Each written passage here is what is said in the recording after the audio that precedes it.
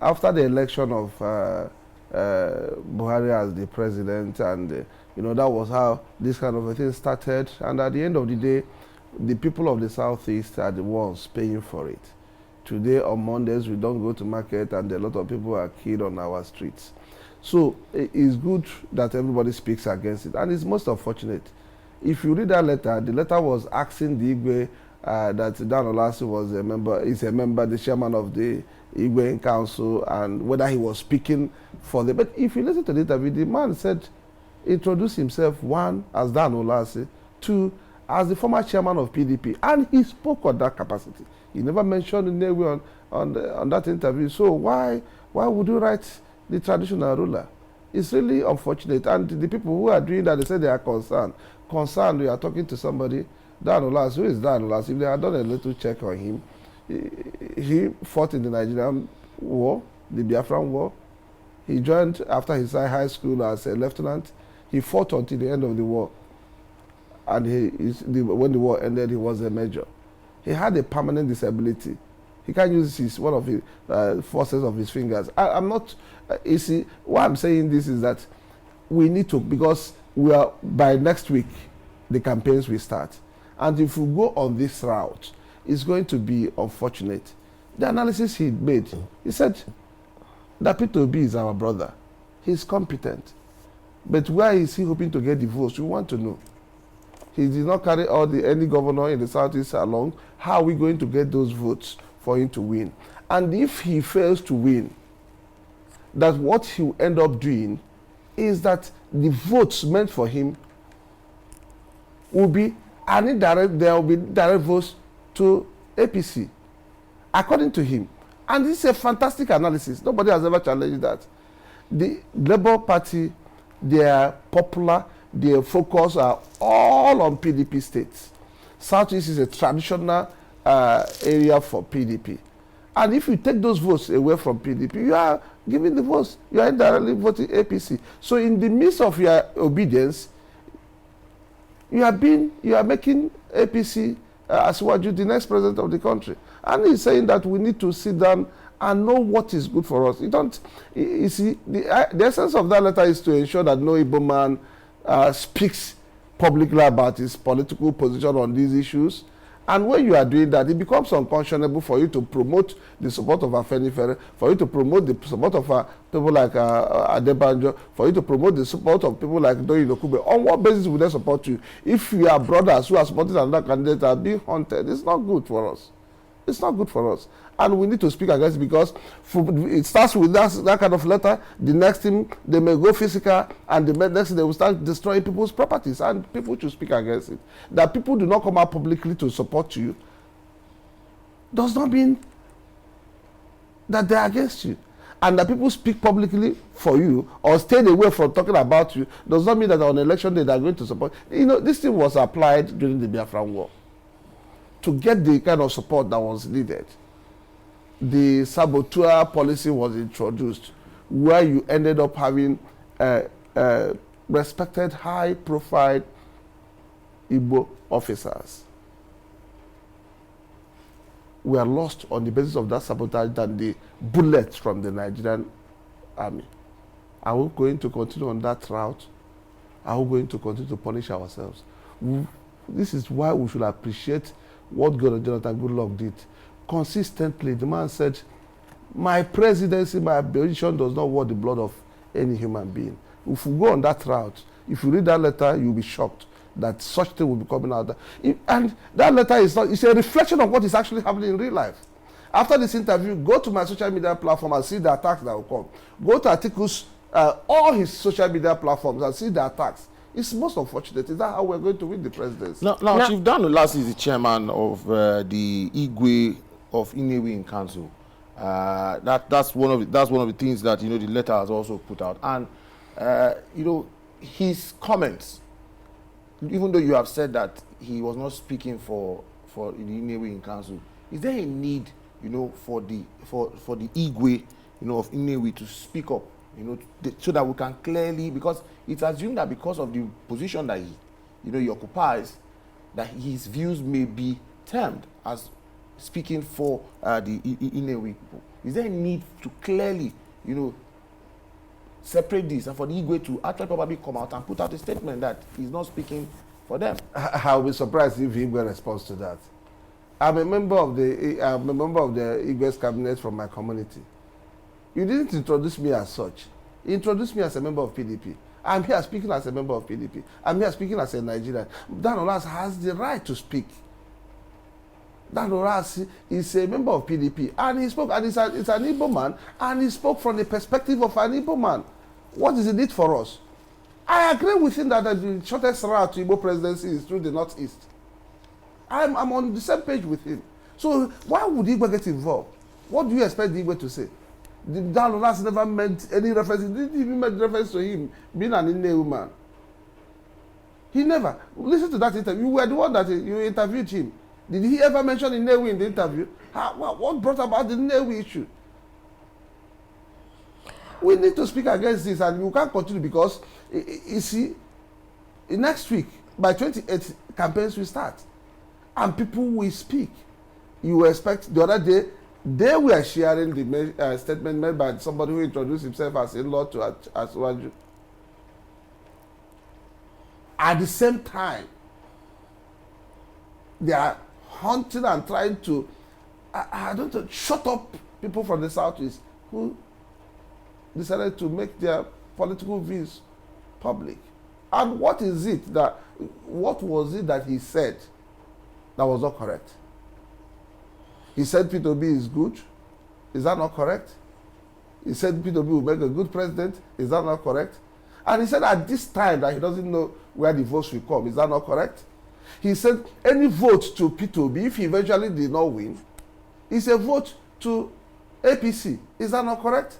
Because the majority of people, everybody that has spoken to me, I have discussed with, who is supporting the Labour Party, if they said if Peter Obi is not on the ticket, that there is no way they would have supported any other person other than Atiku Abubakar.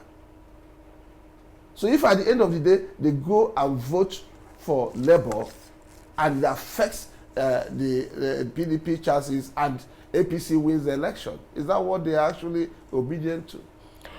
All right, let's even find out from what this letter is saying that his views, that's the Chief Dan Olas's views, are antagonistic to the collective aspiration of Igbo people. You are an Igbo man.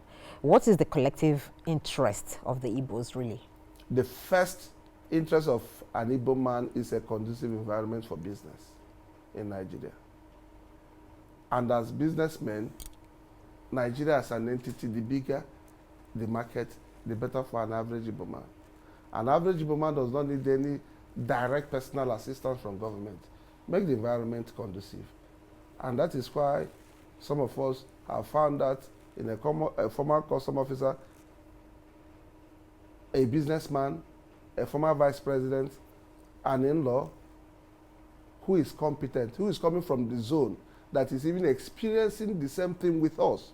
You see, the problem we have is that when some of them, when they talk, and they need to be told this, when they want to talk about Atiku Abubakar, they identify him as somebody from the north. When they want to talk about him, they identify him as a Fulani man. But when they want to talk about our people, they identify us as people from the southeast. Atiku Abubakar is from the northeast. Just like the southeast, they have not produced the president of the Federal Republic of Nigeria. And we believe he's the most liberal out there, who will make it conducive for us, who will make it possible for us to do our business first, for us to be secured second, and for us to produce Igbo president. And look at his views. You see, one thing about Atiku Abubakar is that we are not listening to him now because he's campaigning for presidency. We look at his track record. He's not making promises. Everything about him on restructuring and everything has been documented. I think they are planning to launch a book or launch books or something maybe in the coming days. So it's documented there. It's not something he's going to deny. So for me as an Igbo man, security first, conducive environment to do business, and then strategic aspiration for the Igbo presidency. And in my view, and in the view of quite a lot of people, the shortest route to Igbo presidency is through the Northeast. Many people have actually been wondering why the Igbo people have been agitating for a president from that extraction, and when they are now seeing someone who is putting himself out, who is from their place, they also seem to be divided in their tones and in their, argument as to. So some people have actually blamed the Igbo people, saying they are the architects of their own misfortune, because even when they have the opportunity, they appear divided in their opinion. It's still the same thing we are talking about, because when it gets to this point, you say Igbo people are expected to do this. You cannot be a president of the Federal Republic of Nigeria by winning your zone. And you cannot win other zones if you are not strategic in your approach. If anybody wins the entire registered voters, I'm not saying the people that will come out to vote. If anybody gets the entire registered votes in the Southeast alone, the person cannot be president, because the Constitution has considered this and said you are going to get so number from 25% from so number of states. So how are you going to do that? You reach out. You have strategic partnership. How do we intend to do this? On the eve of the presidential election, you jump out and you decided to adopt Abacha's approach of marching on the streets, inconveniencing people, blocking the roads.